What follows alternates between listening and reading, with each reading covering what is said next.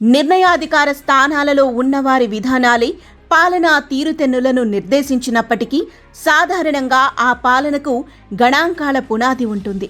ప్రభుత్వ విధానాల ప్రకటనకైనా, అమలుకైనా, సంక్షేమ పథకాల అమలుకైనా ఆ విధానాలకు లక్ష్యంగా ఉండే ప్రజా సమూహాలు ఏమిటి, వారి జనాభా ఎంత, వారి అవసరాలు ఏమిటి, వారి ఆకాంక్షలు ఏమిటి, ఆ ఆకాంక్షలలో ప్రభుత్వం తీర్చగలిగినవి ఏమిటి, అలా తీరిస్తే ప్రభుత్వ ఖజానా మీద పడే భారం ఎంత వంటి ఎన్నెన్నో సమాచార శకలాలు అవసరమవుతాయి.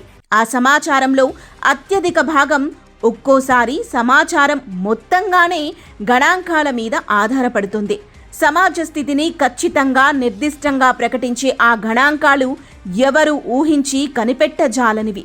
అందువల్ల తప్పనిసరిగా సమాజంలో ఆయా వ్యక్తుల సమూహాల దగ్గరికి వెళ్ళి వారి వాస్తవ సమాచారం సేకరించి క్రోడీకరించవలసి ఉంటుంది. భారత సమాజం లేదా తెలుగు సమాజం ఎంత విస్తారమైనది, సంక్లిష్టమైనది అంటే ఎంత సమాచారం సేకరించినా, ఎన్ని రంగాల, ఎన్ని తరాల సమాచారం సేకరించినా ఇంకా అర్థం చేసుకోలేని, అర్థం కాని సమాజ భాగం ఎంతో కొంత మిగిలే ఉంటుంది. అటువంటి సమాచార సేకరణ కష్టము, క్లిష్టము అయిన రంగాలలో కులం ఒకటి. కులం మన సమాజంలో ఎంత ప్రధానమైనదో, దానికున్న ప్రభావం ఎంతటిదో అన్ని కోణాల నుంచి వివరంగా అర్థం చేసుకోకుండా మన సామాజిక వ్యవస్థను సమగ్రంగా తెలుసుకోవటం సాధ్యం కాదు. ప్రాథమికంగా మన సమాజంలో ఏ కులానికి చెందిన వారు ఎంతమంది ఉన్నారు, వారు మొత్తం రాష్ట్ర జనాభాలో ఎంత శాతం, వారికి వారి జనాభా నిష్పత్తిలో విద్య, ఉద్యోగ, సంపద, అవకాశాలు దక్కుతున్నాయా అనే మౌలికమైన ప్రశ్నలకు జవాబులు తెలుసుకున్నప్పుడే సామాజిక న్యాయం అనే భావన సార్థకమవుతుంది. కులం మన సమాజంలో ఒక సార్వత్రిక అంశం గనుక ప్రతి ఒక్కరూ ఏదో ఒక కులంలోనే పుడతారు గనుక, కులం వంశపారపర్యం గనుక, కులం నుంచి మారడానికి అవకాశం లేదు గనుక, సహపంక్తి భోజన, వివాహ సంబంధాల మీద కుల ఆంక్షలు ఉన్నాయి గనుక, కులం గురించి ప్రస్తావన లేకుండా వ్యక్తి జీవితాన్ని గాని, సమాజ జీవితాన్ని గాని పరిశీలించటం అసాధ్యం. 2000 ఏళ్ల కింద రాసిన మనుస్మృతి అంతకు ముందు నుంచే వస్తున్న కుల అంతరాల వ్యవస్థను అక్షరబద్ధం చేసింది. ఆ తర్వాత కాలంలో కుల అంతరాలను, కుల వివక్షను ఛేదించటానికి ఎన్ని ప్రయత్నాలు జరిగినా దాదాపు అన్నీ అరకొరగానే మిగిలిపోయాయి. కుల సంస్కరణల కోసం ప్రయత్నించిన మహానుభావుల అనుచర బృందాలతో కొత్త కులాలు తయారయ్యాయి. ఇటువంటి స్థితిలో మన సమాజాన్ని అర్థం చేసుకోవటానికి అత్యవసరమైన సమాచారాలలో ఒకటి కులం గురించిన సమాచారం. బ్రిటిష్ వలసవాద ప్రభుత్వం 1872లో ప్రారంభించి 1881 నుంచి ప్రతి 10 సంవత్సరాలకు ఒకసారి నియంతగా ఖచ్చితంగా చేస్తూ వచ్చిన జనగణనలో సహజంగానే కులగణన, కుల సమాచార సేకరణ కూడా 1931 జనగణన వరకు క్రమబద్ధంగా కొనసాగింది. 1941 జనగణనలో కూడా కుల సమాచార సేకరణ జరిగింది. కానీ రెండో ప్రపంచ యుద్ధపు సంక్షుభిత పరిస్థితులలో ఆ గణాంకాల నివేదికలు బయటపడలేదు. ఆ తర్వాతి 1951 జనగణన నాటికి అధికారంలోకి వచ్చిన వలసానంతర స్వతంత్ర పాలకులు ఎందువల్లనో గాని కులగణనకు అవసరమైన కాలంను జనగణన నుంచి తప్పించారు. ఆ తర్వాత 2011 వరకు 6 సార్లు జరిగిన జనగణనలో కూడా కులం గురించి సమాచారం లేకుండా పోయింది. 2021లో జరగవలసిన జనగణన కోవిడ్ వల్ల జరగకపోగా 3 సంవత్సరాలు గడిచిపోయినా ప్రభుత్వం ఆ మాటే ఎత్తటం లేదు. కేంద్ర ప్రభుత్వం 1950ల తొలినాళ్లలో ఏర్పాటు చేసిన కాకా కాలేల్కర్ కమిషన్ ఎన్ని కులాలు ఉన్నాయో లెక్క చెప్పింది. కానీ ఆయా కులాలలో ఎంతమంది ఉన్నారో, మొత్తంగా ఈ వర్గీకరణ కిందికి ఎంతమంది వస్తారో చెప్పలేదు. తర్వాత 3 దశాబ్దాలకు వచ్చిన మండల్ కమిషన్ 1931 గణాంకాలను ప్రాతిపదికగా పెట్టుకొని స్థూల జనాభా పెరుగుదల రేటును బట్టి వెనుకబడిన కులాల జనాభా 55% ఉండవచ్చునని ఉజ్జాయింపుగా చెప్పింది. కానీ రాజ్యాంగబద్ధంగా షెడ్యూల్డ్ కులాలకు షెడ్యూల్డ్ తెగలకు జనాభాకు తగినట్టుగా అందుతున్న రిజర్వేషన్ సౌకర్యాలు వెనుకబడిన కులాల జనాభాకు తగినట్టుగా అందలేదు. ఒక అన్యాయమైన, అనవసరమైన సుప్రీంకోర్టు తీర్పు వల్ల వెనుకబడిన కులాల రిజర్వేషన్ 27% మించకూడదనే అభిప్రాయం స్థిరపడింది. ఈ నేపథ్యంలో వెనుకబడిన కులాల వారు ఖచ్చితంగా జనాభాలో ఎంత శాతం ఉన్నారో, వారికి ఎంత వాటా దక్కుతుందో తేల్చటానికి జనగణనలో కులగణనను చేర్చాలనే ఆకాంక్ష బలపడుతూ వచ్చింది. దాదాపు అన్ని రాజకీయ పక్షాలు ప్రతిపక్షంగా ఉన్నప్పుడు బలపరిచిన ఈ ఆకాంక్ష వారే అధికారంలోకి వచ్చినప్పుడు మాట మార్చటంతో అమలులోకి రాకుండా పోయింది. 2021 జనగణనలో కులగణనను భాగం చేయాలనే ఒత్తిడి పెరుగుతుండగా కోవిడ్ వల్ల అసలు జనగణనే జరగలేదు కానీ కులగణన డిమాండ్ మాత్రం ప్రభావశీలంగా ఉండిపోయింది. ఈ నేపథ్యంలో తెలంగాణ రాష్ట్ర ప్రభుత్వం కులగణనను చేపట్టడం, ప్రత్యేకంగా రాహుల్ గాంధీ ఈ కార్యక్రమ ప్రారంభం కోసం రావటం ఆహ్వానించదగిన సంగతులే. కానీ కులగణన విషయంలో కాంగ్రెస్ చరిత్ర వల్ల, తెలంగాణ ప్రభుత్వ చరిత్ర వల్ల, ఇతర రాష్ట్రాల కులగణన అనుభవాల వల్ల ప్రస్తుత ప్రయత్నం సఫలమవుతుందా? అవసరమైన ఫలితాలు సాధిస్తోందా?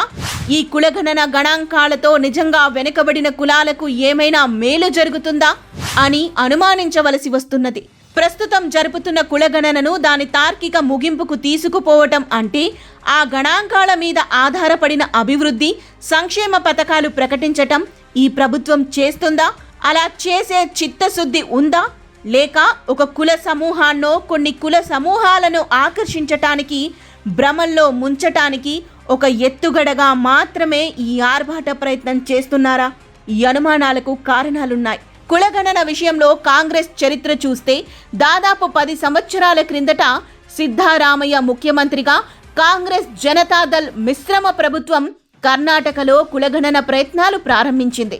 సామాజిక, ఆర్థిక, విద్య జనగణన అనే పేరుతో ఈ ప్రయత్నాన్ని 2013-18 కర్ణాటక వెనుకబడిన వర్గాల కమిషన్ నాయకత్వంలో అప్పటి ముఖ్యమంత్రి ప్రారంభించారు. ఇంటింటి సర్వే చేసిన కమిషన్ ఆ ప్రభుత్వం ఉన్న 5 సంవత్సరాల కాలంలో ప్రభుత్వానికి నివేదిక సమర్పించనే లేదు.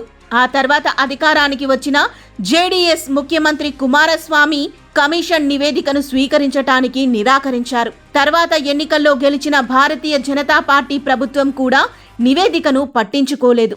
మళ్లీ ఎన్నికల్లో కాంగ్రెస్ ప్రభుత్వం గెలిచి సిద్ధారామయ్యే ముఖ్యమంత్రి అయ్యేటప్పటికీ పాత కమిషన్ పదవీ కాలం ముగిసిపోయింది. కొత్త కమిషన్ వేసి 3 నెలల్లో నివేదిక ఇమ్మని కొత్త ప్రభుత్వం ఆదేశించింది.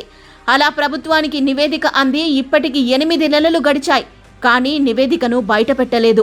ఆ నివేదికను బయటపెట్టవద్దని, దాని ఆధారంగా ఎటువంటి చర్యలు తీసుకోవద్దని ప్రతిపక్ష బీజేపీ, జేడీఎస్లతో పాటు అధికార పక్షానికే చెందిన కొన్ని కులాల నాయకులు అడ్డుపడుతున్నారని వార్తలు వస్తున్నాయి.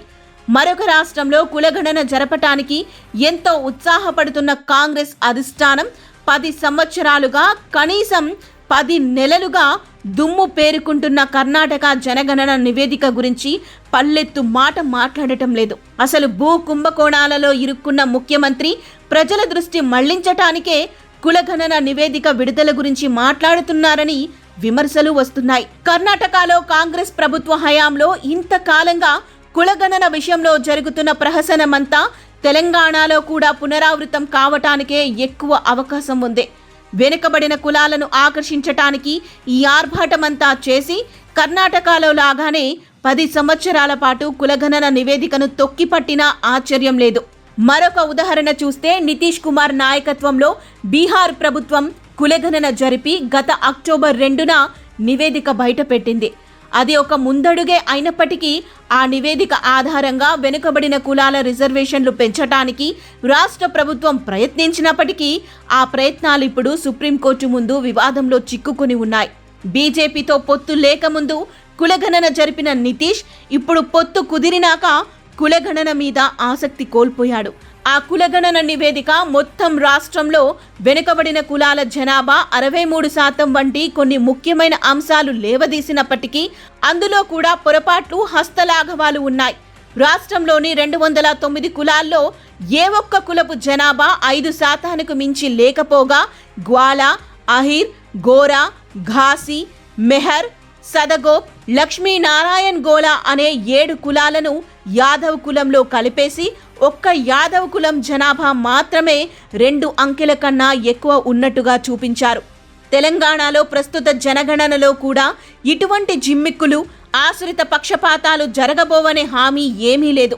తెలంగాణకు వస్తే రాష్ట్రం ఏర్పడిన 2 నెలల్లోనే 2014 ఆగస్టు 19న అప్పటికే కె చంద్రశేఖరరావు ప్రభుత్వం ప్రస్తుత కులగణన కన్నా ఎక్కువ ఆర్భాటంతో సమగ్ర కుటుంబ సర్వే అనే ప్రహసనాన్ని ఒకే ఒక్క రోజులో జరిపింది. 4 లక్షల మంది ప్రభుత్వోద్యోగులు 98 ప్రశ్నల ప్రశ్నాపత్రంతో రాష్ట్ర జనాభాలో ప్రతి ఒక్కరి సమాచారాన్ని సేకరించారు. అత్యంత నిశితమైన సామాజిక ఆర్థిక సర్వేగా ప్రగల్భాలు పలికిన ఆ సర్వే కులాన్ని కూడా తన పరిశీలన అంశాలలో చేర్చింది. కానీ తర్వాత 5 సంవత్సరాలలోనూ, మళ్లీ గెలిచాక మరొక 5 సంవత్సరాలలోనూ ఆ సమగ్ర కుటుంబ సర్వే ఊసెత్తిన వారే లేకపోయారు. ఆ గణాంకాలు ఏమయ్యాయో, అప్పటి ప్రభుత్వం ఆ గణాంకాలను బయటపెట్టడానికి, వాటి ఆధారంగా ఏవైనా చర్యలు తీసుకోవటానికి ఎందుకు సంకోచించిందో ఎవరికీ తెలియదు. ప్రస్తుత పటాటోపం చూస్తుంటే ఇది 10 సంవత్సరాల తర్వాత మళ్లీ అటువంటి బురుడీనే అనిపిస్తుంది.